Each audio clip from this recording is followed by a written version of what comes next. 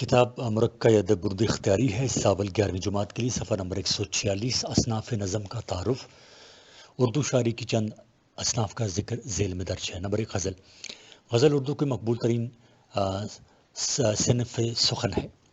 فارسی زبان میں اس کا لغوی مطلب عورتوں سے گفتگو کرنا ہے، لیکن بطور صنف شاعری اس سے مراد عشقیہ مضامین کے پردے میں زندگی کے حقائق بیان کرنا ہے۔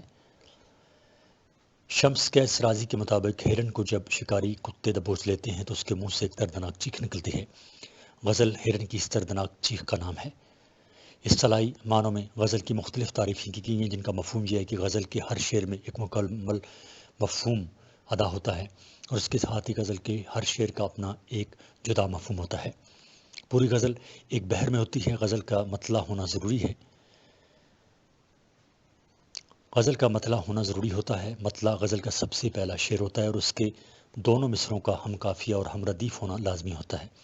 باقی اشعار کے صرف دوسرے مصروں میں قافیہ ہوتا ہے۔ بعض غزلیں بغیر ردیف کے بھی ہوتی ہیں۔ غزل کے آخری شعر میں شاعر اپنا تخلص استعمال کرتا ہے۔ بعض غزلوں کے درمیانی اشعار میں بھی تخلص کو استعمال کیا گیا ہے۔ عام طور پر غزل کے اشعار کی کم از کم تعداد 5 ہوتی ہے، لیکن یہ 17 اشعار تک بھی ہو سکتی ہے۔ جدید شعراء اشعار کی قید کو بے معنی خیال کرتے ہیں۔ غزل کا اہم موضوع عشق دعائے شکی ہے۔ غزل کا اہم موضوع عشق و عاشقی ہے، تاہم غزل میں اتنی وسعت ہے کہ اس میں ہر قسم کے مضامین سما سکتے ہیں۔ مذہبی، سیاسی، معاشرتی، تہذیبی، اخلاقی، فلسفہ اور حکمت اور عشق اور ان کے علاوہ جتنے بھی موضوعات ہیں، ان سب پر اظہار خیال ہو سکتا ہے۔ مضامین کے لحاظ سے غزل میں بہت لچک اور وسعت پائی جاتی ہے، اور اسی میں اس کی مقبولیت کا راز بھی پوشیدہ ہے۔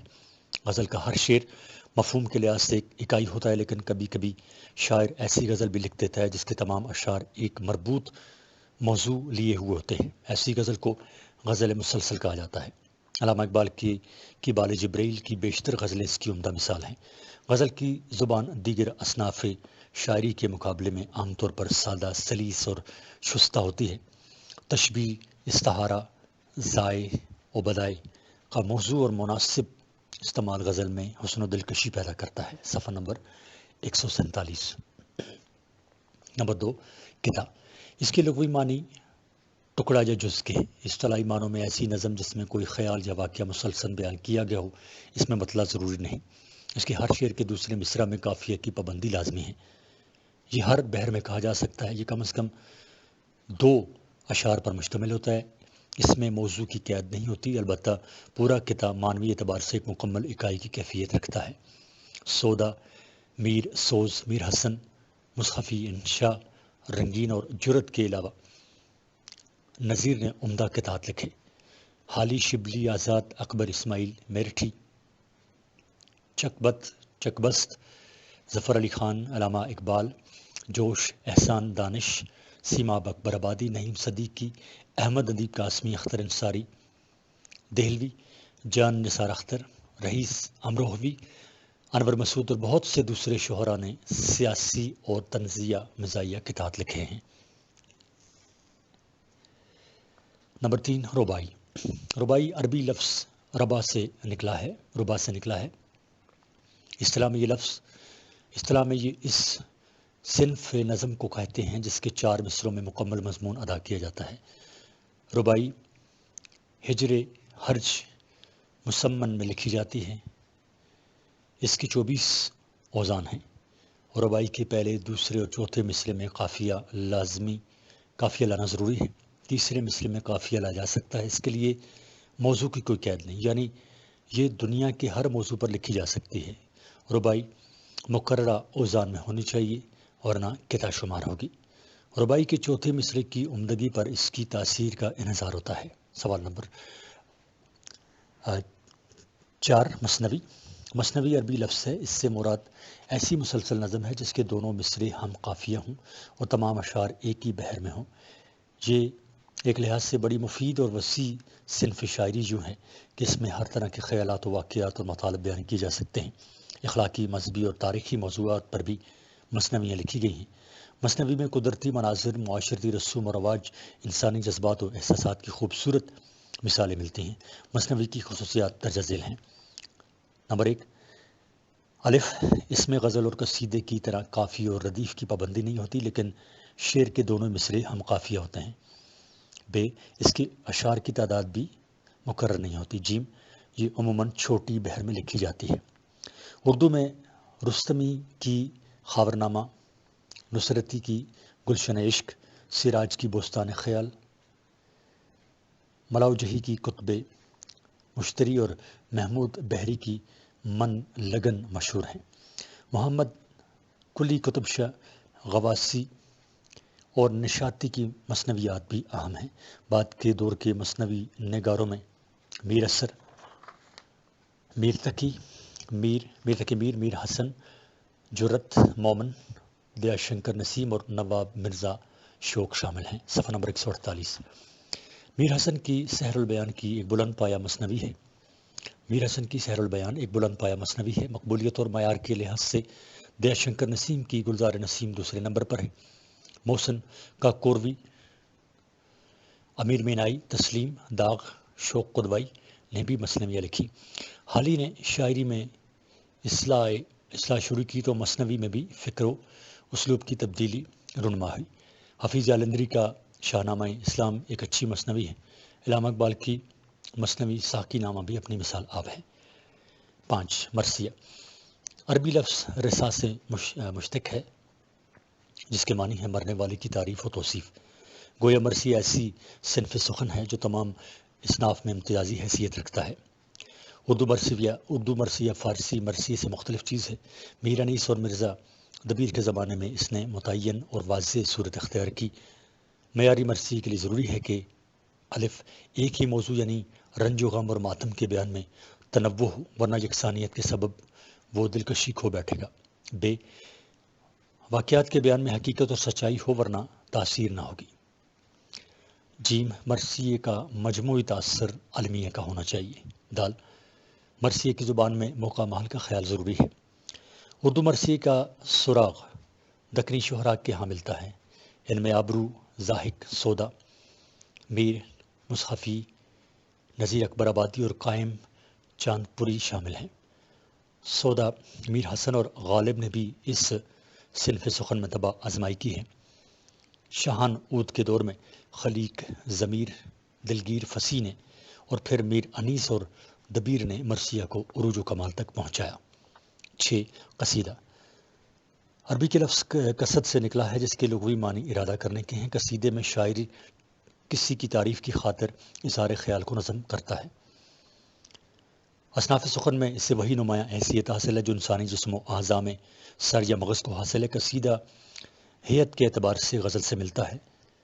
بحر شروع سے آخر تک ایک ہی ہوتی ہے۔ پہلے شعر کے دونوں مصرے اور باقی اشعار کے آخری مصرے ہم قافیہ اور ہم ردیف ہوتے ہیں۔ قصیدے میں ردیف کا ہونا لازمی نہیں۔ قصیدے کا آغاز مطلع سے ہوتا ہے، بعض اوقات درمیان میں بھی مطلع لایا جاتا ہے۔ قصیدے میں اشعار کی کم از کم تعداد 5 ہیں، تاہم زیادہ سے زیادہ کی کوئی حد مقرر نہیں۔ قصیدہ معنی اور مفاہیم کے اعتبار سے عموماً 4 اجزاء پر مشتمل ہوتا ہے۔ صفحہ نمبر 149۔ نمبر 1، تشیب۔ قصیدے کا ابتدائی حصہ تشیب یا تشیب کہلاتا ہے۔ اس میں موضوعات عموماً عشقی اور بہاریہ ہوتے ہیں۔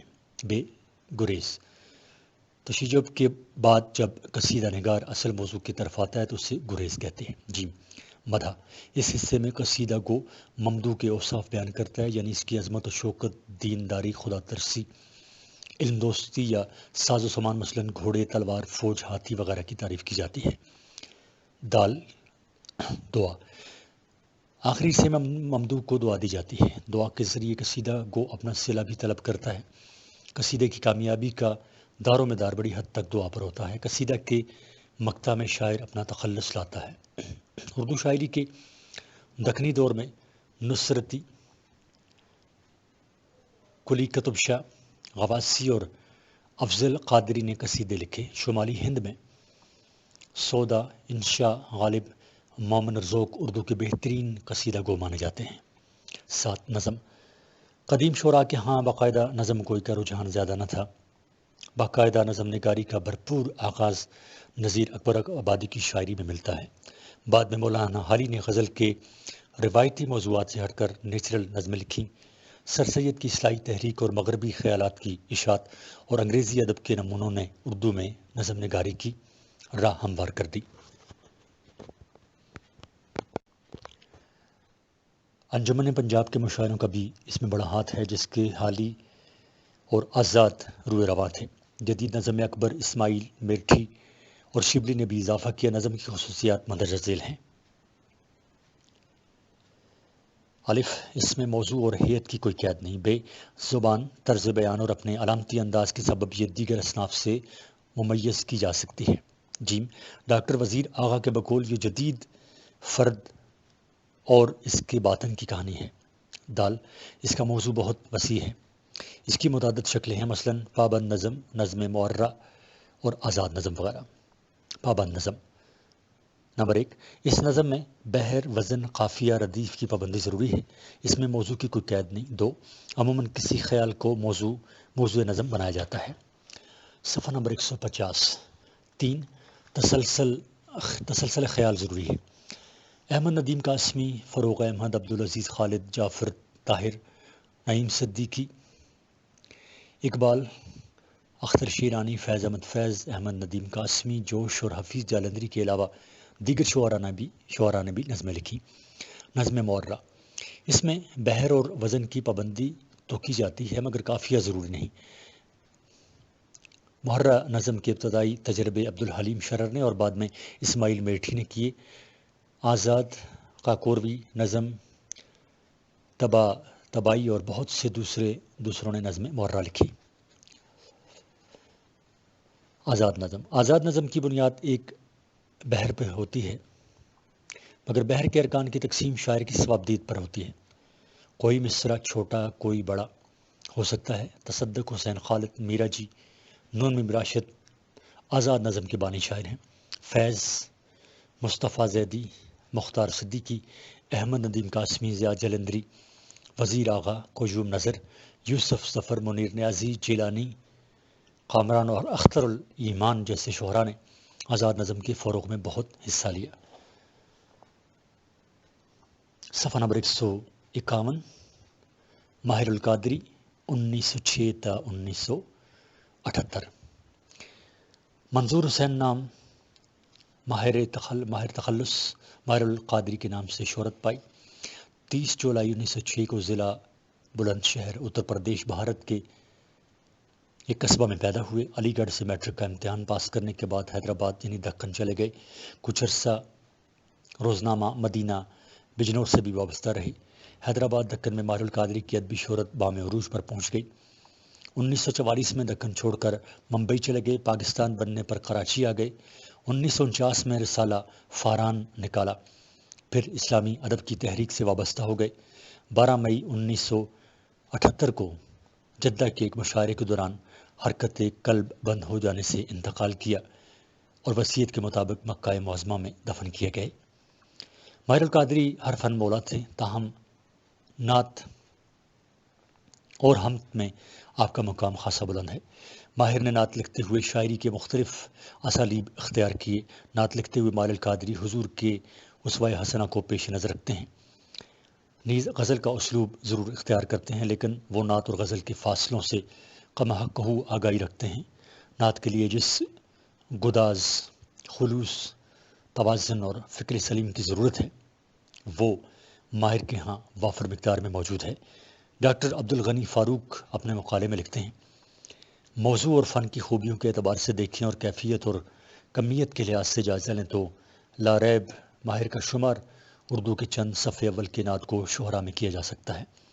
ماہر القادری کا ایک دوسرا حوالہ حمدیہ شاعری کا بھی ہے۔ چونکہ ان کا تعلق مذہبی گھرانے سے تھا، لہذا اس کے اثرات ان کی شاعری میں بھی محسوس کیے جا سکتے ہیں۔ اس کے علاوہ فن شاعری پر ان کی دسترس نے ان کے ادبی مقام کو بلند بنا دیا ہے۔ اس کا اندازہ ان کی کتاب ادبی محرکے سے ہوتا ہے۔ ان کی ادبی کتاب ادبی مارکے سے ہوتا ہے۔ ماہر القادری اسلامی ادب کی تحریک کے اہم شاعر اور ادیب ہیں جن کی علمی فتوحات رنگا رنگ ہیں۔ اہم تصانیف: ذکر جمیل، نعت، کلیات ماہر القادری شاعری کی، در یتیم ناول، طلسم حیات نگینے افسانے ہیں، کاروان حجاز سفر نامہ ان کا، یاد رفتگاں خاکے ہیں، ادبی مارک کے تنقید اور قلمی معارکے۔ صفحہ نمبر 152 حمد ہے اور ماہر القادری صاحب کی۔ خدا کے نام سے ہر ابتدائی کار کریں، اسی کی راہ میں ہر چیز کو نثار کریں، یہی تو دل کی سعادت ہے، نطق کی معراج، خدا کی حمد کریں اور بار بار کریں۔ مسرتیں ہوں تو شکر خدا بجا لائیں، مصیبتیں ہوں تو ہم صبر اختیار کریں۔ یہ کیا کہا کہ نگاہ کرم نہیں ہوتی، گناہگار گناہوں کا بھی شمار کریں، اسی میں دل کا سکون ہے، یہی ہے عقل کی بات، خدا رسول کی باتوں پہ اعتبار کریں۔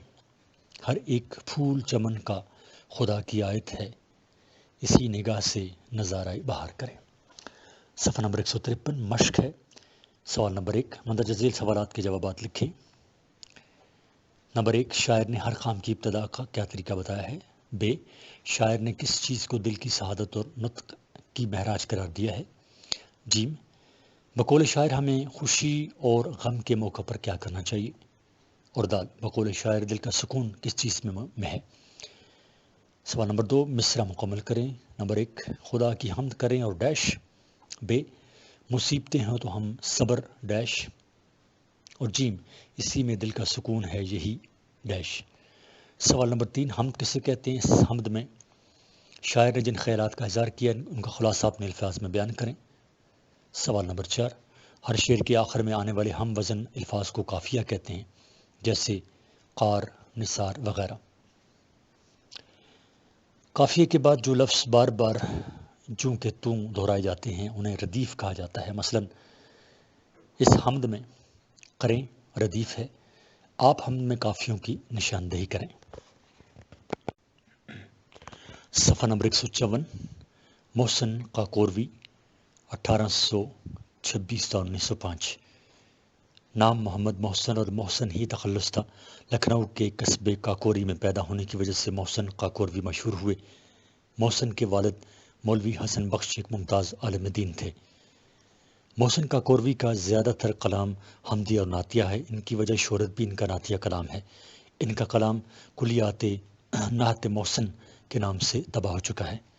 محسن کا تعلق لکھنؤ کے دبستان شاعری سے تھا، یہی وجہ ہے کہ ان کے کلام میں ثنائی کا عنصر ابھرا ہوا نظر آتا ہے۔ ان کی شاعری مجموعی طور پر زباندانی کا ایک عمدہ نمونہ ہے، جس میں عربی اور فارسی الفاظ و تراکیب کے ساتھ ساتھ کہیں کہیں ہندی کے الفاظ بھی استعمال کیے گئے ہیں، لیکن وہ ہندی الفاظ اس طرح صفائی اور مہارت سے بندے ہیں کہ وہ غیر مانوس معلوم نہیں ہوتے۔ محسن اپنے حمدی اور نعتیہ قصیدے میں جہاں ایک طرف ظاہری حسن کا خیال رکھتے ہیں، وہاں ان کے ہاں جذبے کا خلوص بھی موجود ہے۔ وہ نعت میں جس عقیدے کا اظہار کرتے ہیں اس سے ان کی محبت کا پاک جذبہ ٹپکتا ہے۔ ان کا کلام بلند پردازی اور رفت مطالب کے ساتھ دلی خلوص، سچی لگن اور حقیقی تاثیر کا بھی حامل ہے۔ لکھنؤ کی عام روش کے برعکس وہ شعر کی بنیاد محض ثنائے پر نہیں رکھتے، اس لیے ان کا کلام لکھنوی مصنوعی پن سے پاک ہے۔ ان کا موضوع مقدس اور عظیم الشان ہے، اس لیے ان کے ہاں لکھنوی شاعری کے عناصر ترکیبی کے بعض پہلو یعنی انسانیت، رقاقت اور ابتذال نہیں ملتے۔ صفحہ نمبر 155 محسن کاکوروی کی نعت ہے۔ سخن کو رتبہ ملا ہے میری زبان کے لیے، زبان ملی ہے مجھے نعت کے بیاں کے لیے، تیرے زمانے کے باعث زمین کی رونق، ملا زمین کو رتبہ تیرے زماں کے لیے، ازل میں چن لیے خالق نے رنگ رنگ درود، ازل میں چن لیے خالق نے رنگ رنگ درود، بجائے لال و گوہر تیرے ارمغاں کے لیے، کمال اپنا دیا تیرے بدر عارض کو، کلام اپنا اتارا تیری زباں کے لیے، بہار آئی یہ نشو و نما کا عالم ہے کہ بلبلوں نے سب کے گل سے گلستاں کے لیے۔ غزل سرائی رندانہ ہو چکی یارو، غزل سرائی رندانہ ہو چکی یارو، کھلیں گے لب میرے اب دلربا بیاں کے لیے۔ غزل میں جب ہوئیں تقسیم نعمت محسن، غزل میں جب ہوئیں تقسیم نعمت محسن، کلام نعتیہ رکھا میری زباں کے لیے۔ مشق ہے، سوال نمبر 1 درج ذیل سوالات کے مختصر جوابات دیں۔ سوال نمبر 1، نعت کسے کہتے ہیں؟ بے، بقول شاعر اسے زبان کس کام کے لیے ملی ہے؟ جیم، کس کے زمانے کے باعث زمین کو رونق ملی ہے؟ سوال نمبر 2، بتائیے درج ذیل ہم آواز الفاظ کو کیا کہتے ہیں؟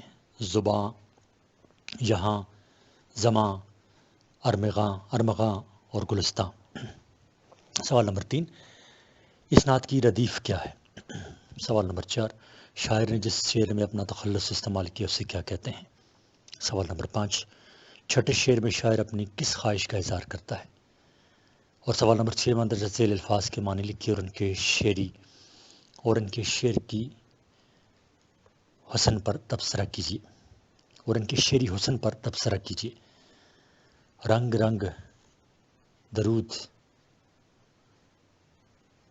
لال و گوہر، ارمغاں، بدر عارض، گلستاں اور دلربا۔ صفحہ نمبر 156، ماہر القادری کی منقبت ہے یہاں پہ۔ احساس صداقت رکھتا ہوں، آئین عدالت رکھتا ہوں، آنکھوں میں حیا، دل میں غیرت، توفیق شجاعت رکھتا ہوں، اسلام کی الفت دل میں ہے، ایمان کی حلاوت رکھتا ہوں، ابو بکر و عمر و عثمان و علی چاروں سے محبت رکھتا ہوں، ایمان چھپا لینا میرا مسلک ہی نہیں، مذہب ہی نہیں، چلتی ہوئی تلواروں میں بھی سچ کہنے کی عادت رکھتا ہوں، اغیار کی نازک چالوں سے ہر بار نہ دھوکہ کھاؤں گا، فطرت ہے میری سادہ لیکن مومن کی فراست رکھتا ہوں، پیران حرم میں اور مجھ میں کچھ فرق بھی ہے، کچھ لاگ بھی ہے، وہ زہد پہ اپنے نازاں ہیں، میں اشک ندامت رکھتا ہوں، اشعار میں ظاہر کر دینا مشکل ہی نہیں، ناممکن ہے، اصحاب محمد سے ماہر جتنی میں عقیدت رکھتا ہوں۔ صفحہ نمبر 157 مشق ہے، سوال نمبر 1، مندرجہ ذیل سوالات کے جوابات لکھیں۔ سوال نمبر 1، اس منقبت میں شاعر نے حضور کریم صلی اللہ علیہ وسلم کے جن صحابہ کا ذکر کیا ان کے نام بتائیں۔ بے، شاعر نے کس بات کو اپنی عادت بتایا ہے؟ جیم، شاعر اور پیران حرم میں کیا فرق بتایا گیا ہے؟ دال، شاعر نے اس نظم میں اپنی جن خوبیوں کا ذکر کیا ہے وہ بتائیں۔ ہے، شاعر کے نزدیک فن شعر میں مشکل بات کون سی ہے؟ سوال نمبر 2، اس منقبت کے قافیوں اور ردیف کی نشاندہی کریں۔ سوال نمبر 3، کالم الف اور کالم بے کے درست مصروں کو ملا کر شعر مکمل کریں۔ کالم الف نمبر 1، کالم الف، اسلام کی الفت دل میں ہے، ایمان کی حلاوت رکھتا ہوں۔ کالم بے، چلتی ہوئی تلواروں میں بھی سچ کہنے کی عادت رکھتا ہوں۔ بے، اغیار کی نازک چالوں سے ہر بار نہ دھوکہ کھاؤں گا۔ کالم بے، ابو بکر و عمر و عثمان و علی چاروں سے محبت رکھتا ہوں۔ کالم الف میں جیم، ایمان چھپا لینا میرا مسلک ہی نہیں، مذہب ہی نہیں۔ کالم بے، فطرت ہے میری سادہ لیکن مومن کی فراست رکھتا ہوں۔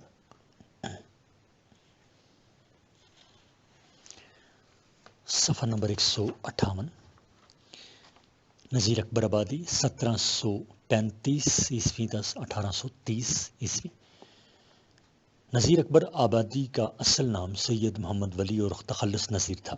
1735 میں اکبر آباد میں پیدا ہوئے تھے اور اسی مناسبت سے اکبر آبادی کہلائے۔ ان کے والد کا نام سید محمد فاروق تھا۔ قرآن شریف، عربی اور فارسی کی ابتدائی تعلیم حاصل کی۔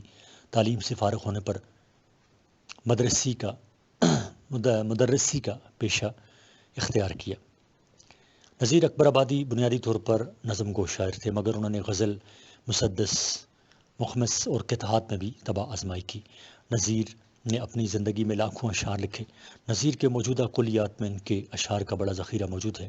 علاوہ ازیں نثر میں بھی کئی کتابیں ہیں جن میں فن انشاء پردازی پر طلباء کے لیے ایک کتاب بھی شامل ہے۔ نذیر نے اردو فارسی دونوں زبانوں میں اشعار لکھے، مگر ان کا سرمایہ شہرت اور عظمت اردو کلام ہے۔ تقریباً تمام اصناف سخن میں طبع آزمائی کی ہے۔ غزلیں، قصیدے، مثنویاں اور نظمیں سب ان کے ہاں موجود ہیں، لیکن سب سے زیادہ زوردار ان کی نظمیں ہیں، جن کے اشعار میں سادگی اور روانی ہیں۔ مشکل ترکیبیں اور دقیق الفاظ کے بجائے روزمرہ بول چال کے الفاظ اور سیدھی سادی ترکیبیں استعمال کرتے ہیں۔ نذیر نے عوام اور ان کی زندگی کے متعلق عوامی زبان میں بھی بہت سی نظمیں لکھی ہیں، اس لیے انہیں عوامی شاعر بھی کہا گیا ہے۔ عوامی میلے ٹھیلے، موسم، تہوار، عوامی کردار اور فطرت کی نیرنگیوں پر اظہار خیال کرنا ان کا پسندیدہ مشغلہ ہے۔ نذیر اکبر آبادی نے 150 برس پہلے عوامی مسائل اور جذبات کا جس انداز سے تجربہ کیا ہے، وہ اردو شاعری میں ایک نادر مثال ہے۔ صفحہ نمبر 159۔ نذیر اکبر آبادی۔ رہے نام اللہ کا، دنیا میں کوئی خاص نہ کوئی عام رہے گا، نہ صاحب مقدور نہ ناکام رہے گا، زردار نہ بے زر نہ بد انجام رہے گا، شادی نہ غم گردش ایام رہے گا، نہ عیش نہ دکھ درد نہ آرام رہے گا، آخر وہی اللہ کا ایک نام رہے گا۔ یہ چرخ دکھاتا ہے بڑا گنبد ازرق، یہ چاند، یہ سورج، یہ ستارے ہیں معلق، لوح و قلم و عرش بری ثابت و مطلق، سب ٹھاٹھ یہ ایک آن میں ہو جائے گا ہو حق۔ آغاز کسی شے کا نہ انجام رہے گا، آخر وہی اللہ کا ایک نام رہے گا۔ لے عالم ارواح سے تا عالم جنات، انسان و پری، حور و ملک، جن و خبیثات، کیا ابر و ہوا، کوہ و بحر ارض و سماوات، ایک پھونک میں اڑ جائیں گے جوئیں نقشے طلسمات۔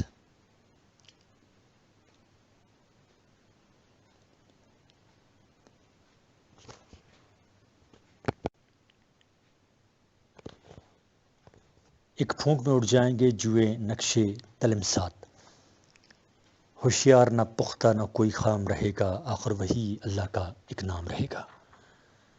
صفحہ نمبر 160۔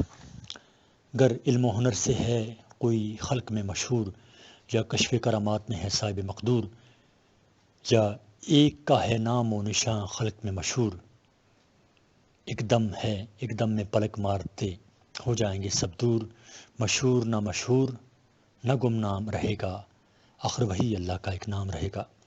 اب دل میں بڑے اپنے جو کہلاتے ہیں عیار، سو مکر و دغا کرتے ہیں ایک آن میں تیار، جب آ کے فنا ڈالے گی سر کے اوپر ایک وار کے لگتے ہی یہ ہو جائیں گے سب پار، نہ مکر نہ ہیلا نہ کوئی دام رہے گا، آخر وہی اللہ کا ایک نام رہے گا۔ جو شاہ کہلاتے ہیں کوئی ان سے یہ پوچھو، دارا و سکندر وہ گئے آہ کدھر کو، مغرور نہ ہو شوکت و حشمت پہ وزیرو، اس دولت و اقبال پہ مت بھولو امیرو، نہ ملک نہ دولت نہ سر انجام رہے گا، آخر وہی اللہ کا ایک نام رہے گا۔ صفحہ نمبر 161۔ اور مشق ہے، الف مندرجہ ذیل میں سے درست جواب کی نشاندہی کریں۔ نمبر 1، نظم رہے کا نام اللہ کا کہ شاعر کا نام ہے۔ نمبر 1، محسن کاکوروی، بے اسماعیل میرٹھی، جیم مولانا حالی، یا دال نذیر اکبر آبادی۔ سوال نمبر 2، نذیر اکبر آبادی نے زیادہ تر کس صنف سخن میں طبع آزمائی کی؟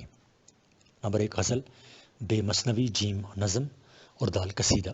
سوال نمبر 3، کس شاعر کو عوامی شاعر کہا جاتا ہے؟ نمبر 1، خوشی محمد ناظر، بے نظم طباطبائی، جیم نذیر اکبر آبادی اور دال مجید امجد۔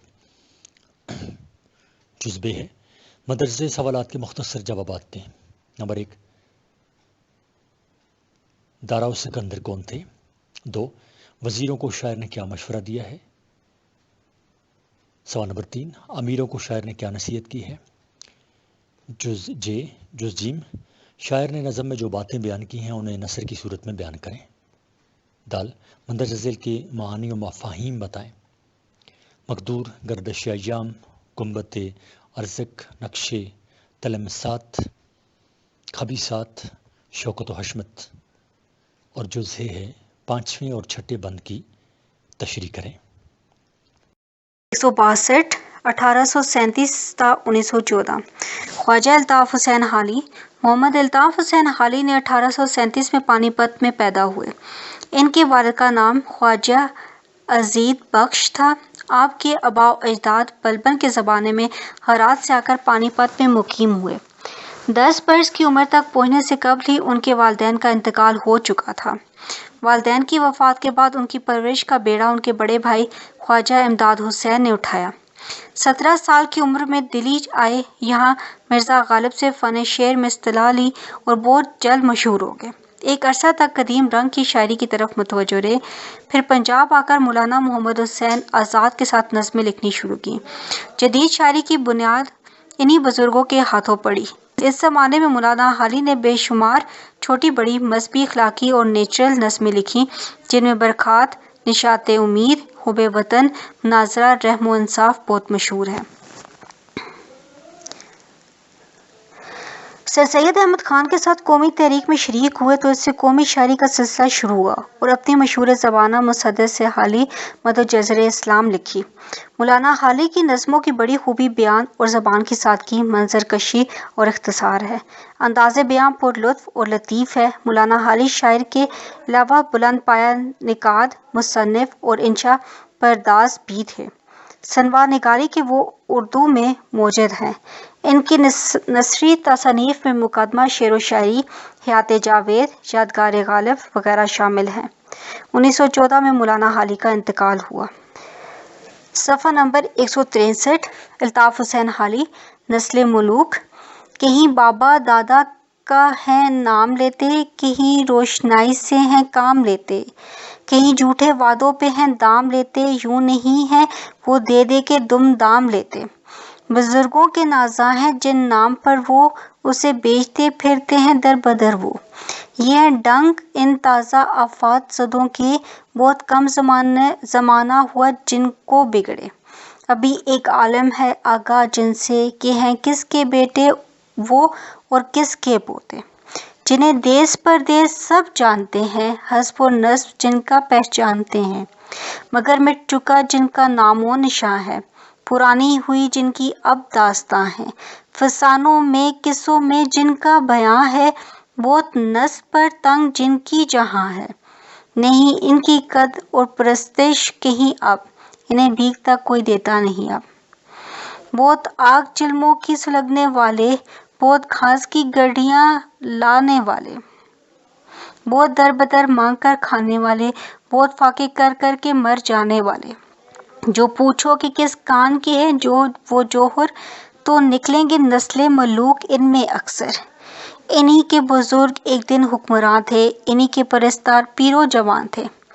یہ مامانے عاجز و ناتواں تھے، یہ مرجع دیلم و اصفہاں تھے۔ یہی کرتے تھے ملک کی گھلا بانی، انہی کے گھروں میں تھی صاحب بکرانی۔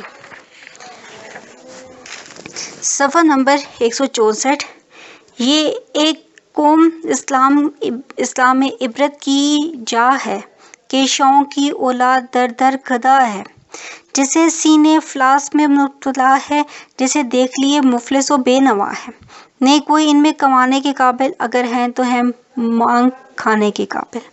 انتخاب از مسدس حالی، مشق۔ سوال نمبر 1، مندرجہ ذیل سوالات کے جوابات لکھیں۔ نمبر الف، تازہ آفات زدوں کے شاعر نے کیا ڈھنگ بتائے ہیں؟ نمبر ب، کن کو اب کوئی بھیک تک نہیں دیتا؟ نمبر ج، گھاس کی گٹڑیاں لانے اور در بدر مانگ کر کھانے والے اصل میں کون ہیں؟ سوال نمبر د، کس بات کو شاعر نے عبرت کی جا قرار دیا ہے؟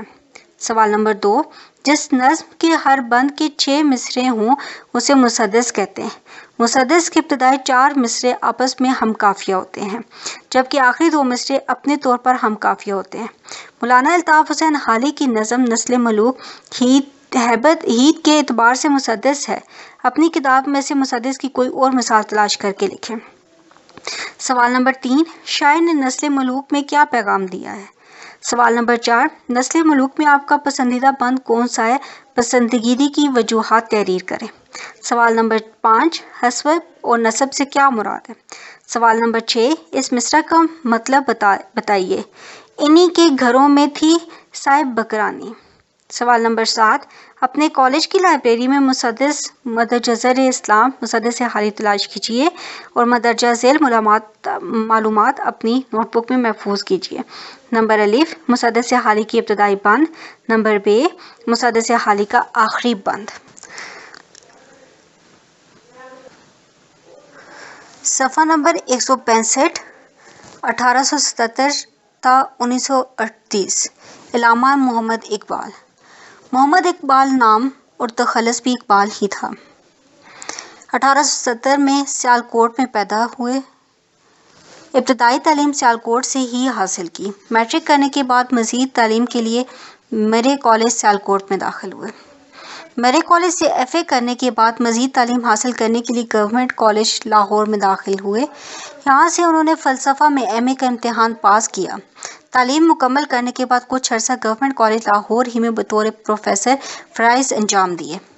1905 میں اعلیٰ تعلیم کی خاطر یورپ تشریف لے گئے۔ قیام یورپ کے دوران انہوں نے کیمبرج یونیورسٹی سے بار لا کی ڈگری حاصل کی، جبکہ میونخ یونیورسٹی جرمنی سے پی ایچ ڈی کی ڈگری لی۔ 1908 میں وطن واپس آئے اور اپنی شاعری کے ذریعے ملک و قوم کی اصلاح اور خدمت میں مصروف ہو گئے۔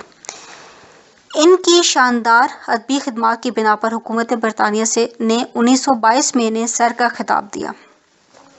اقبال نے شاعری کی دنیا میں قدم رکھا تو ہر طرف غزل کی گرم بازاری تھی، اس لیے انہوں نے بھی اپنی شاعری کی ابتدا غزل سے کی، مگر بعد میں انہوں نے اپنی عظیم مقصد کو آگے بڑھانے کے لیے غزل کے بجائے شاعری میں نظم کی ہیت کو اختیار کیا اور اس طرح اپنی شاعری کے ذریعے نہ صرف سوئی ہوئی قوم کو بیدار کیا بلکہ اپنے مشہور نظریہ خودی سے ان کے تن مردہ میں بھی جان ڈالی اور اس میں جدوجہد اور عمل کا جذبہ بھی بیدار کیا۔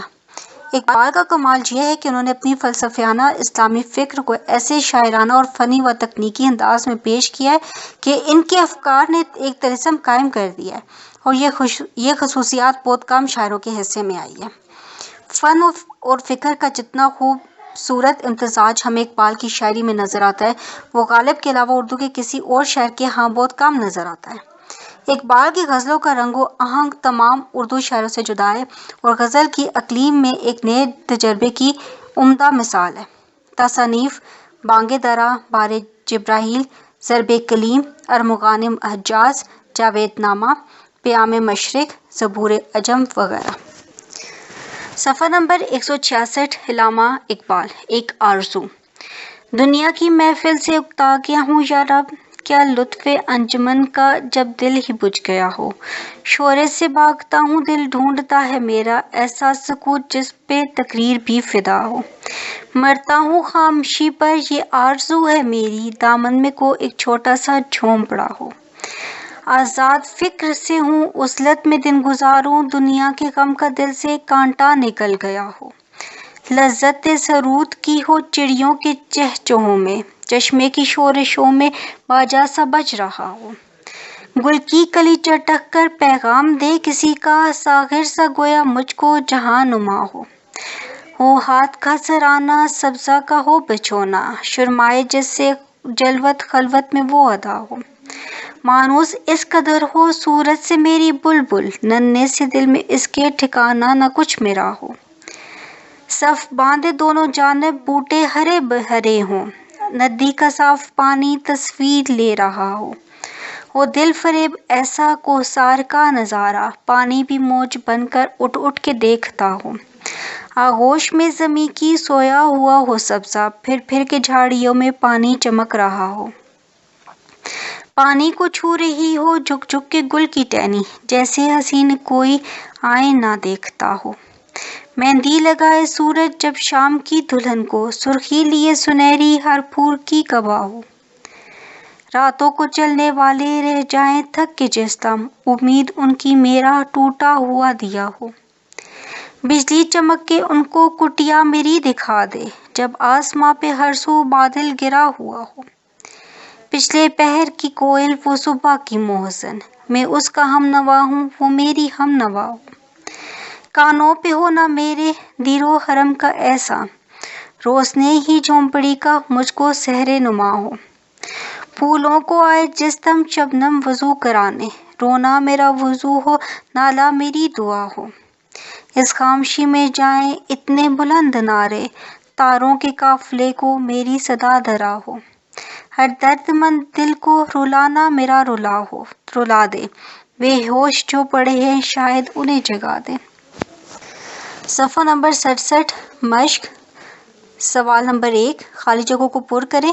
الف، مرتا ہوں خاموشی پر یہ ڈیش ہے میری۔ سوال نمبر ب، چشمے کی ڈیش میں باجا سا بج رہا ہو۔ سوال نمبر ج، جیسے حسین کوئی ڈیش دیکھتا ہوں۔ نمبر د، پچھلے پہر کی کوئل وہ ڈیش کی موزن۔ سوال نمبر 2، علامہ اقبال نے نظم میں اپنی کس آرزو کا ذکر کیا ہے؟ سوال نمبر 3، شاعر نے کوئل کو صبح کی موزن کیوں کہا ہے؟ سوال نمبر 4، نظم کا خلاصہ اپنے الفاظ میں لکھیں۔ سوال نمبر 5، علامہ اقبال نے ندی کنارے کا جو منظر بیان کیا ہے اسے اپنے الفاظ میں بیان کریں۔ سوال نمبر 6، ردیف کی تعریف لکھیں اور اس میں ردیف کی نشاندہی کریں۔ سوال نمبر 7، مندرجہ ذیل اشعار کی تشریح کریں۔ راتوں کو چلنے والے رہ جائیں تھک کے جس دم، امید ان کی میرا ٹوٹا ہوا دیا ہو۔ بجلی چمک کے ان کو کٹیا میری دکھا دے، جب آسماں پہ ہر سو بادل گرا ہوا ہو۔ کانوں پہ ہو نہ میرے دیر و حرم کا ایسا، روشنی ہی چونپڑی کا مجھ کو سحر نما ہو۔ ہر درد مند دل کو رونا میرا رلا دے، بے ہوش جو پڑے ہیں شاید انہیں جگا دے۔ عزیز طلبہ، یہ آڈیو ریکارڈنگ آپ کے لیے ہیومینیٹیرین ڈیولپمنٹ آرگنائزیشن ایبٹ آباد کے ذریعے اہتمام کی گئی۔ ہیومینیٹیرین ڈیولپمنٹ آرگنائزیشن ایبٹ آباد 2011 سے اپنی مدد آپ کے تحت صحت، تعلیم اور معاشی خود مختاری کے شعبوں میں بہتری کے لیے کوشاں ہے۔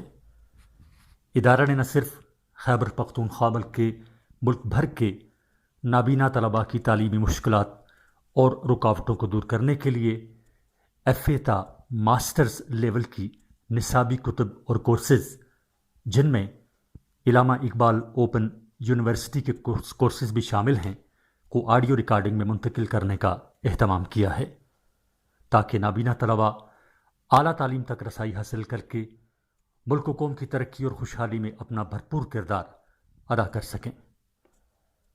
یہ تمام آڈیو ریکارڈنگز نابینا طلباء کو بالکل مفت فراہم کی جا رہی ہیں۔ نابینا طلباء کے علاوہ دیگر طلباء بھی اس تعلیمی سہولت سے استفادہ کر سکتے ہیں۔ ہیومینیٹیرین ڈیولپمنٹ آرگنائزیشن ایبٹ آباد، ای میل HDOATD@gmail.com، ویب سائٹ HDORG.net، رابطہ نمبر 03459541 یعنی 0345 95 41 838۔ صفحہ نمبر 168، 1896 تا 1982۔ جوش ملی آبادی۔ جوش ملی آبادی کا اصل نام شبیر حسن خان تھا۔ آپ 1896 کو ملی آباد میں پیدا ہوئے۔ والد کا نام بشیر احمد بشیر تھا۔ ابتدائی تعلیم گھر پر حاصل کی۔ عربی کی تعلیم مرزا ہادی رسوا سے اور فارسی و اردو کی تعلیم مولانا قدرت بیگ سے حاصل کی۔ کچھ عرصہ عثمانیہ یونیورسٹی کے دارالترجمہ میں ملازمت کی، لیکن نظام حیدرآباد کے خلاف نظم لکھنے پر معطوب ہوئے اور دہلی آ گئے۔ دہلی سے رسالہ کلیم جاری کیا۔ کچھ عرصہ فلمی صنعت سے بھی وابستہ رہے۔ حصول آزادی کے بعد حکومت ہند کے رسالے آج کل کے مدیر رہے۔ حکومت ہند نے انہیں سب سے بڑا ادبی اعزاز پدما بھوشن سے بھی نوازا۔ جوش 1957 میں پاکستان آ گئے اور کراچی میں مستقل سکونت اختیار کی۔ ترقی اردو بورڈ پہ لغت کے مدیر مقرر ہوئے۔ 12 فروری 1982 کو اسلام آباد میں انتقال ہوا۔ جوش نے اپنی زندگی کے آخری ایام میں اپنی خود نوشت سوانح یادوں کی برات کے نام سے لکھی۔ جوش نے شاعری کی ابتدا غزل سے کی، لیکن بعد میں نظم گوئی کی طرف مائل ہوئے۔ نظم نگاری کے میدان میں ان کو خاص مقام حاصل ہے۔ وہ ایک عظیم نظم گو شاعر تھے۔ جوش کو شاعر فطرت اور شاعر انقلاب بھی کہا جاتا ہے۔ اس کی بڑی وجہ یہ ہے کہ جوش کی نظموں میں مناظر فطرت کی عمدہ تصویر کشی کے ساتھ ساتھ شباب کی ولولہ انگیزی بھی پائی جاتی ہے۔ جوش کو زبان و بیان پر قدرت حاصل تھی۔ لہجے میں شدید گن گرج ان کی پہچان ہے اور ان کی منظومات میں الفاظ ایک باہو کی صورت اختیار کرتے ہیں اور وہ کسی بھی موضوع پر مسلسل اور مفصل لکھنے پر قادر تھے۔ جوش کے اہم شعری مجموعوں کے نام یہ ہیں: شعلہ و شبنم، روح ادب، نقش و نگار، فکر و نشاط، حرف و حکایات، آیات و نغمات، عرش و فرش وغیرہ۔ صفحہ نمبر 169۔ جوش کسان: جھٹ پٹے کا نرم رو دریا، شفق کا اضطراب، کھیتیاں میدان، خاموشی غروب آفتاب، دشت کے کام و دہن کو دن کی تلخی سے فراغ، دور دریا کے کنارے دھندلے دھندلے سے چراغ، زیر لب ارض و سما میں باہمی گفت و شنود، مشعل گردوں کے بجھ جانے سے ایک ہلکا سا دود، وسط میدان کی سورج کے چھپ جانے سے تنگ، سبزہ افسردہ پر خواب آفریں ہلکا سا رنگ، خامشی اور خامشی میں سنسناہٹ کی صدا، شام کی خنکی سے گویا دن کی گرمی کا گلہ، دھوپ کی خوشبو میں شبنم کی نمی سے ایک سرور، چرخ پر بادل، زمین پر تتلیاں، سر پر طیور، پارا پارا ابر، سرخی سرخیوں میں کچھ دھواں، بھولی بھٹکی سی زمین، کھویا ہوا سا آسماں، پتیاں مخمور، کلیاں آنکھ جھپکاتی ہوئی، نرم جاں پودوں کو گویا نیند سی آتی ہوئی، وراثت اسرار فطرت، فاتح امید و بیم، محرم آثار براں، واقف اتباع نسیم، جس کے بازو کی صلابت پر نزاکت کا مدار، جس کے کس پل پل اکڑتا ہے غرور شہر یار۔ صفحہ نمبر 170۔ دھوپ کے جھلسے ہوئے رخ پر مشقت کے نشاں، کھیت سے پھرے ہوئے منہ گھر کی جانب ہے رواں، ٹوکرا سر پر، بغل میں پھاوڑا، تیوری پر بل، سامنے بیلوں کی جوڑی، دوش پر مضبوط ہل، ڈوبتا ہے خاک میں جو روح دوڑاتا ہوا، مزمل زروں کی موسیقی کو چونکاتا ہوا، جس کے چھو جاتے ہی مثل نازنیں مہ جبیں، کروٹوں پہ کروٹیں لیتی ہے لیلائے زمیں، پردہ ہائے خواب ہو جاتے ہیں، جس سے چاک چاک مسکرا کر اپنی چادر کو ہٹا دیتی ہے خاک۔ مشق: سوال نمبر 1، اس نظم کا مرکزی خیال بیان کریں۔ سوال نمبر 2، مرکب توصیفی کسے کہتے ہیں؟ اس نظم سے مرکب توصیفی تلاش کر کے لکھیے۔ سوال نمبر 3، مندرجہ ذیل کے متضاد لکھیں: نرم، ہلکا، خوشبو، دھوپ، مزمل، خنکی۔ سوال نمبر 4، نظم کسان کو ذہن میں رکھتے ہوئے جوش کی شاعری کی بنیادی خصوصیات لکھیے۔ سوال نمبر 5، اس نظم میں کم از کم ایسے 3 اشعار بتائیے جن میں عمدہ منظر کشی کی گئی ہے۔ صفحہ نمبر 171۔ 1911 تا 1985۔ فیض احمد فیض 1911 میں سیالکوٹ میں پیدا ہوئے۔ ابتدائی تعلیم وہیں سے حاصل کی، پھر گورنمنٹ کالج لاہور سے ایم اے کیا اور پھر کچھ عرصہ تک ایم اے اور کالج امرتسر میں انگریزی کے استاد کی حیثیت سے پڑھاتے رہے۔ جنگ عظیم دوم کے دوران فوج میں ملازمت اختیار کر لی اور 1946 تک فوج میں رہے۔ قیام پاکستان کے بعد 1959 تک پاکستان ٹائمز، امروز اور لیل و نہار کے مدیر اعلیٰ کی حیثیت سے کام کرتے رہے۔ اس دوران میں پاکستان سیفٹی آرڈیننس کے تحت گرفتار ہوئے۔ راولپنڈی سازش کیس میں ان پر مقدمہ چلا اور سزا ہوئی۔ فیض کا دوسرا نام مجموعہ کلام دست صبا جیل ہی کی یادگار ہے۔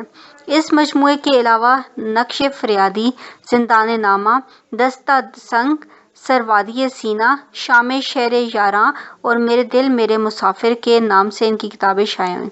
یہ تمام کتابیں اب ایک ضخیم کلیات نسخہ ہائے وفا کی صورت میں یکجا شائع ہو چکی ہیں۔ فیض احمد فیض کو 1946 میں لیلن انعام ملا۔ فیض احمد فیض کو 1964 میں لیلن انعام ملا، جس سے ان کو عالمی شہرت ملی۔ آپ کا انتقال 1985 میں ہوا۔ فیض نے شاعری کی ابتدا غزل سے کی، لیکن آہستہ آہستہ رجحان نظم کی طرف ہو گیا۔ قیام پاکستان کے بعد غزل گوئی کی طرف دوبارہ مائل ہو گئے۔ فیض کے ابتدائی کلام میں عشق و محبت کے رومانوی احساسات ہیں، لیکن بعد میں ان کی شاعری کا کینوس وسیع تر نظر آتا ہے اور غم جاناں سے غم دوراں کے موضوعات اختیار کرتے ہیں۔ فیض کی شاعری میں یہ کمال ہے کہ وہ سیاسی موضوعات کو بھی شاعرانہ اسلوب میں پیش کرنے پر قادر ہیں۔ ہم اہل کف سے تنہا بھی نہیں، ہر روز نسیم صبح وطن، یادوں سے معطر آتی ہے، اشکوں سے منور جاتی ہے۔ ان کا اسلوب بیاں سادہ مگر دلکش ہے، خصوصاً بعض تراکیب کی جگمگاہٹ ان کے انداز کو پرکشش بنا دیتی ہے۔ صفحہ نمبر 172۔ فیض احمد فیض، دعا۔ آئیے ہاتھ اٹھائیے ہم بھی، ہم جنہیں رسم دعا یاد نہیں، ہم جنہیں سوز محبت کے سوا کوئی بت کوئی خدا یاد نہیں۔ آئیے عرض گزاریں کہ نگار ہستی زمرِ امروز میں شیریں فردہ بھر دے۔ وہ جنہیں تاب گراں باری ایام نہیں، ان کی پلکوں پہ شب و روز کو ہلکا کر دے۔ جن کی آنکھوں کو رخ صبح کا یارا بھی نہیں، ان کی راتوں میں کوئی شمع منور کر دے۔ جن کے قدموں کو کسی رہ کا سہارا بھی نہیں، ان کی نظروں پہ کوئی راہ اجاگر کر دے۔ عشق کا سر نہاں جانے تپاں ہے جس سے، آج اقرار کرے اور تپش مٹ جائے۔ حرف حق دل میں کھٹکتا ہے جو کانٹے کی طرح، آج اظہار کرے اور خشم مٹ جائے۔ صفحہ نمبر 173۔ مشق۔ سوال نمبر 1، درجہ ذیل اشعار کا مفہوم واضح کیجیے اور ان سے متعلق پوچھے گئے سوالات کا جواب دیجیے۔ جن کی آنکھوں کو رخ صبح کا یارا بھی نہیں، ان کی راتوں میں کوئی شمع منور کر دے۔ جن کے قدموں کو کسی رہ کا سہارا بھی نہیں، ان کی نظروں پہ کوئی راہ اجاگر کر دے۔ حرف حق دل میں کھٹکتا ہے جو کانٹے کی طرح، آج اظہار کریں اور خشم مٹ جائے۔ الف، رخ صبح سے شاعر کی مراد کیا ہے؟ ب، دوسرے شعر میں شاعر کا اشارہ کس طرف ہے؟ ج، حرف حق سے شاعر کی کیا مراد ہے؟ سوال نمبر 2، مندرجہ ذیل تراکیب کا مفہوم واضح کیجیے۔ سوز محبت، زہر امروز، شیریں فردہ، تاب گراں۔ سوال نمبر 3، فیض نے دعا میں جن خواہشات کا اظہار کیا انہیں اپنی نوٹ بک میں لکھیے۔ سوال نمبر 4، شاعر نے اس نظم میں آزادی کے حوالے سے کن محرومیوں کا ذکر کیا ہے؟